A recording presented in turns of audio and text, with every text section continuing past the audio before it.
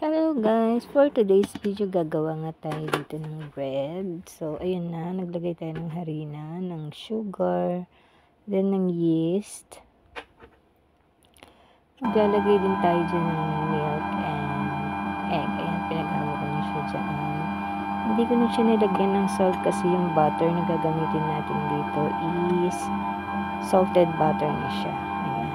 May nilagay akong paste dyan para maging malambot yung ating bread. Ayan, ininid lang po natin siya ng about 15 to 20 minutes until makuha niya yung elastic stage ng dough. Ayan po.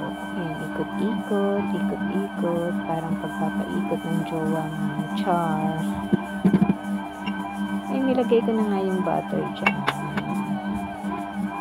Ayan, after mixing,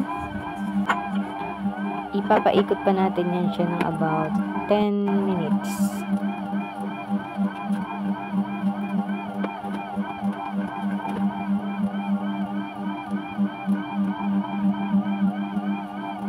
And after 10 minutes, ayan na siya. Ipoproof naman natin siya ng mga another 60 minutes. At taran! After 60 minutes, ayan na siya.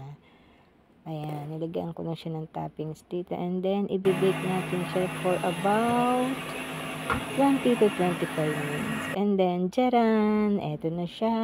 Thank you for watching. Follow for more. Bye-bye!